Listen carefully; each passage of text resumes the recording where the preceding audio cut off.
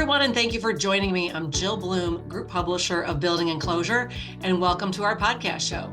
It is an honor to have with me two incredible individuals today. One that is no stranger to the roofing industry, Bill Collins, who is a building products consultant, but also the Director of National Accounts at Servco. And someone who I'm meeting for the first time and honored to have here is Hashi Sudler, who is a professor at Villanova. Thank you, both of you, so much for joining me. Thank you very much. Thanks for having us on. So Hashi, let's start with you. Tell everybody, you're a professor at Villanova, but what's your specialty? What do you focus on? Yes, I'm a professor at Villanova's College of Engineering, in particular the electrical engineering department. I teach in two areas. One is in cybersecurity, where I do cover ethical hacking. We cover malware. We cover forensics. We also cover behavioral analytics in the sense of there's behavior that goes behind an attacker, there's behavior that goes behind a victim. So we want to understand some of those psychological behaviors and motivations of both attackers and victims. I also teach blockchain technology, which also has security-related elements to what drives the blockchain technology. That's awesome. And Bill, the reason you're here is everyone has known in the past, you recently have gotten a master's in cybersecurity, correct? Yes, thank you. Hashi is one of my professors. I love it. This is awesome. Well, speaking of cybersecurity, I mean, it's such an important topic right now, and it's something that all business owners, especially contractors, are trying to deal with and figure out. And Hashi, you just mentioned some importance about AI and what's happening with AI when it comes to cybersecurity. Can you tell us more? What does everybody need to know? Absolutely. I think we all have seen the massive waves of AI coming through, and the advances seem to be happening almost on a monthly basis. But what does this mean in terms of actual impacts to businesses? Well, we know that attackers will use various schemes to create phishing attacks, emails that look fairly authentic. They'll also create malware. And what AI is now giving attackers the ability to do is to create these more efficiently than ever. You do not need to be technical. You can simply use an AI program to try to generate a piece of malware for you by simply describing what you want it to do. And I think the ease of it is now commoditizing malware. It's making it very easy. So one has to be more careful than ever if you're a business to make sure you have antivirus tools, and also make sure if you're receiving emails, they may look authentic, but you need to make sure it's coming from a source that you know and trust, and the email itself makes sense, that you have engaged with someone in business and that email reflects some continuity to the business that you've been doing. If it's out of the blue, if you have no idea where it's coming from, do not click on anything in that email. Yeah, it is. I see them all the time. It's fascinating how like you said, how authentic they can look. And Bill, you were just mentioning about a report that you just were reading. Yes, yesterday Verizon came out with their annual data breach investigation report, and they said that still the number one way people hack in is by stealing credentials. Well, stealing credentials means that they've got your password or something, which always leads to what you and I have been talking about, which don't forget to change your passwords, make them complicated. Don't forget to change them fairly often, and also don't make them the same for every one of your, things you're logging into, because once they get those credentials, as Hashi says, they've got all sorts of devices that, they can spit out millions of attacks in seconds, just duplicating it. And so then there's the number two attack is the phishing attacks that Hashi already mentioned. So Bill, tell me, what are some of the biggest mistakes you've seen contractors have made over the last several years? Well, the biggest mistake has been a failure to plan ahead for when your business is going to be breached. It's not a matter of if, it's a matter of when.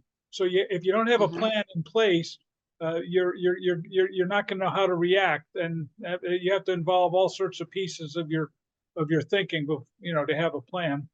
The second thing is a failure to update your various programs.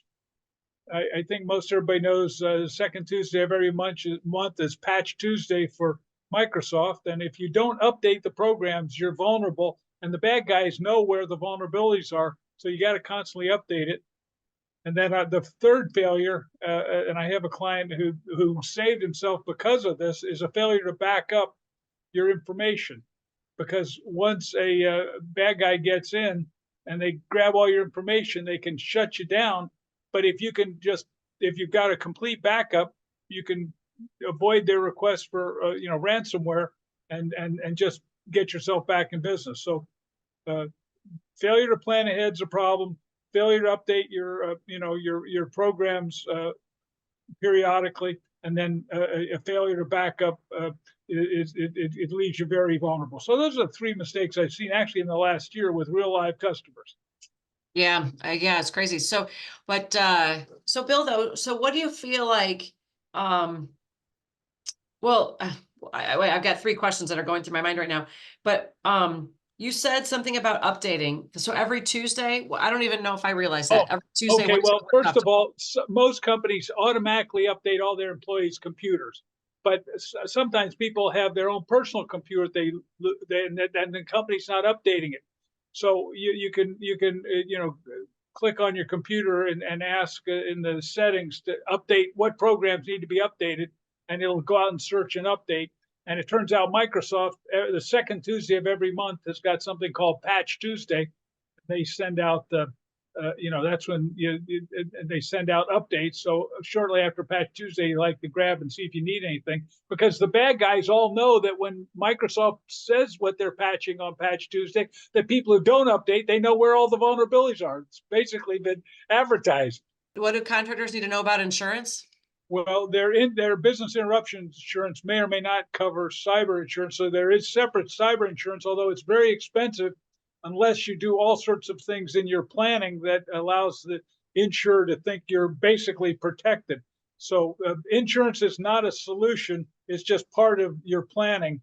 And it can be very complicated. If you need advice, you need to reach out to somebody who understands that field. I'm always happy to share that with anybody who needs, a reference. I'm not an expert, but I can tell you where the experts are. Okay, well, yeah, which is great because you've brought Hashi into the mix here. So Hashi, what would you say are what are the top three things that all business owners need to do today that they can do quickly to protect themselves? I think one of the most important things to do is to make sure you are employing some antivirus tools on your machines. If you have laptops, make sure you have those loaded with antivirus tools. Make sure your staff has those on their PCs.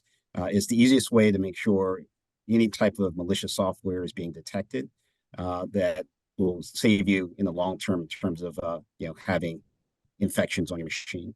The other thing you want to do is to make sure that everyone is following good hygiene when it comes to your password management. And Bill's kind of referred to this in the past, but one of the easiest ways to get into someone's account is through credential stealing and also what's known as password stuffing.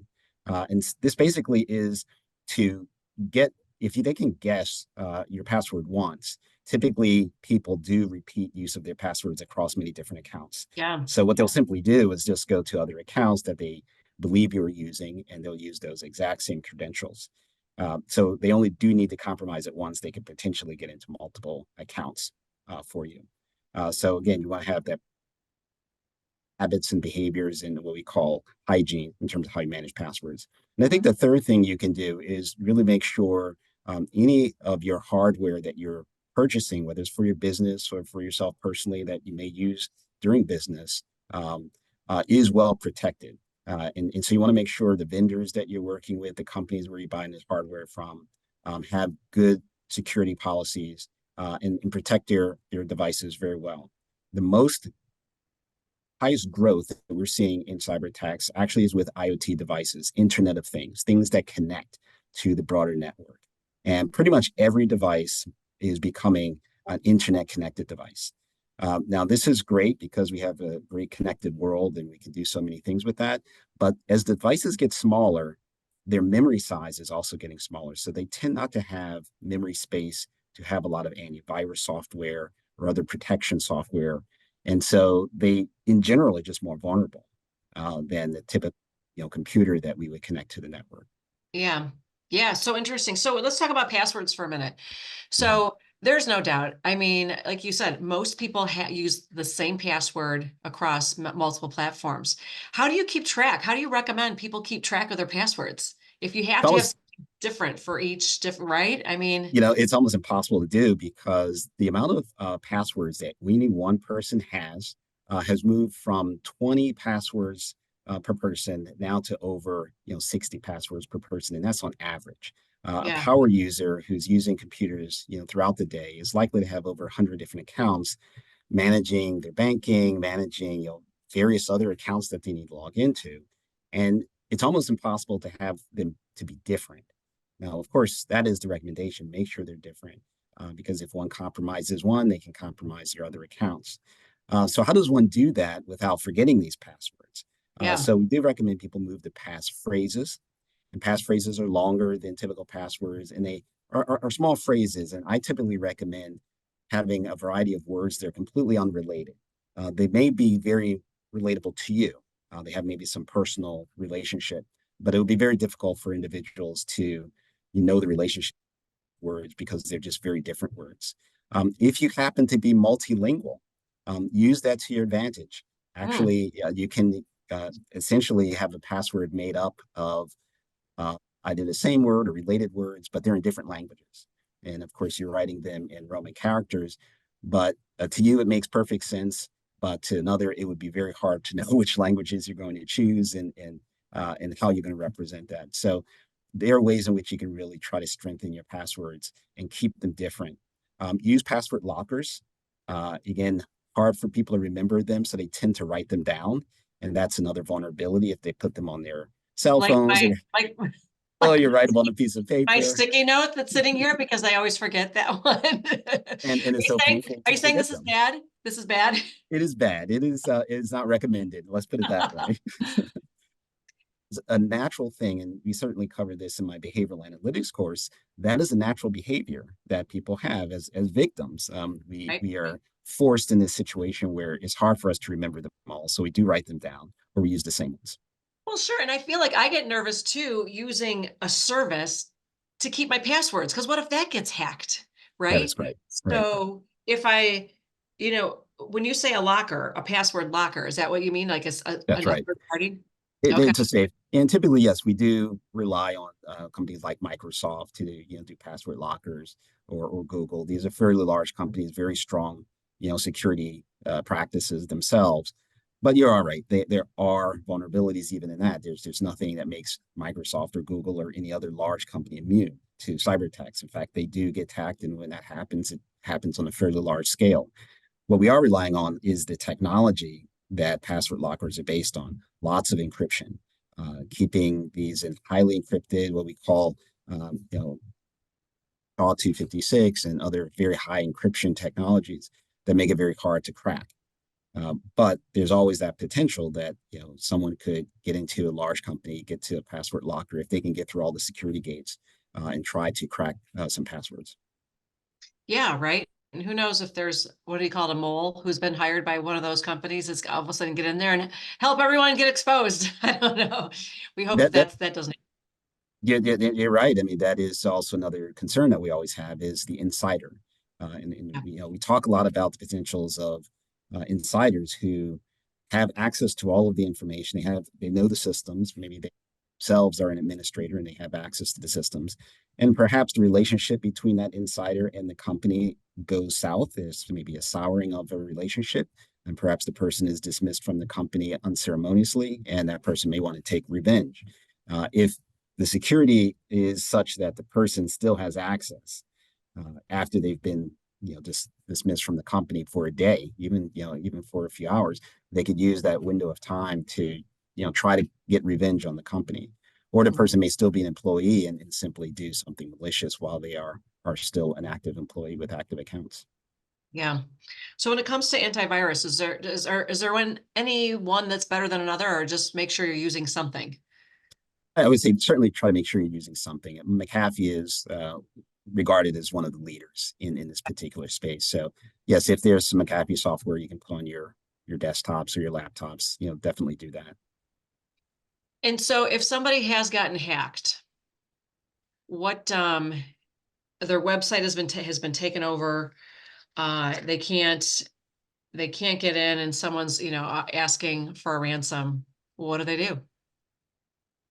I think in this particular case, if you are a business, and just keep it on the business side for a moment, it's very important for you to reach out to an authority, such as either the FBI or to local police authorities, to let them know that you do have a breach. Now, the FBI certainly works with companies all the time, understanding when they are being attacked, because these attacks can spread from just one company to many companies very easily. And you may be just the first indication of a massive campaign. Mhm. So the FBI, these things happen. Typically, companies don't like to reach out to authorities because, one, there's an issue of embarrassment, and that my company's been attacked. They worry that their customers will find out, and customers will abandon them fairly quickly, knowing that your company's been attacked, and maybe their accounts are being hacked. So there's a reticence for companies to reach out to authorities to let them know this is happening. Now, the FBI does keep that type of outreach anonymous. So be assured that even if you're reaching out, your information is not going to be spread to the general public. What unfortunately tends to happen is that companies stay silent for a very long time, maybe a month or two. And at some point, they have to disclose because the exposure is so large. And it's when they media and say this is what happened, people are very upset. Customers are upset. The general public is upset that they waited for 2 months or 3 months to say something, and that we certainly discourage companies from waiting so long, because this is certainly a blow to the customers. They feel double compromised, but it's also a win for the cyber attackers. They essentially are going around with anyone saying anything about their activities, and they're repeating the same actions for other companies. So I would say certainly reach out to authorities. If you have a cybersecurity company that you're working with, definitely let them know and get them fully involved. You want to do a forensics as to what happened. And typically in forensics, you want to do what we call a legal hold. So there should be no emails deleted.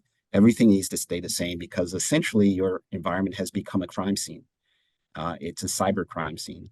And so lawyers will want to know, who sent what, when, and what attachments were in those mails. And so for legal perspective, it's very important that they get a clear understanding of what the current situation is. Yeah, wow, that's deep. Well, Bill, there's no doubt you learned from the best here from Hashi, and you've been helping customers as well through some of these situations. Any other insight you'd like to add? Well, the only other thing is, if you've been hacked, sometimes the hacker will wander around your databases collecting information for weeks or months. You won't even know you've been hacked until that hacker's got everything they want. Then they've got something to offer. I mean, to demand, because they've got all your stuff. So there are programs that track unusual behavior in your computers, so that you're not waiting 200 days to find out that all your information's been grabbed. Yeah, well, really good insight. Well, gentlemen, thank you so much. It is such an honor to have you here, and all the great information to share with all the business owners and contractors that are listening. If anybody has any questions, where's about cybersecurity, where's the first place they should go? I think one of the things they should take a look at is OWASP. There is a website that really contains a lot of the vulnerabilities that are being identified by major companies, and they publish those vulnerabilities. And of course, that lets companies know that if you have a particular software that has a vulnerability, do an upgrade. And they'll also publish the version and patches that you need to upgrade to. So that's definitely something you should take a look at. That's awesome. And Bill, if anybody has any questions for you, how do they reach out to you? Well, they can just call you, right? You have my Okay, information, and I then I'll do. I more than do. happy to. Okay. And for anyone who's a contractor, I do pro bono work. Oh, you're awesome. Yes. So, and if anybody has any questions for us, it is roofingcontractor.com, wconline.com, or roofingsupplypro.com. And while you're there, make sure you sign up for all our free content. Make sure you sign up for our free e-newsletters, follow us on our websites, also follow us on all our social media channels so you can stay up to date on all the great videos and interviews we're doing, like we are today with Hashi and with Bill. But most importantly, stay safe and healthy, and we can't wait to talk to you soon. Thanks again, gentlemen. Thank you very much. Thank you.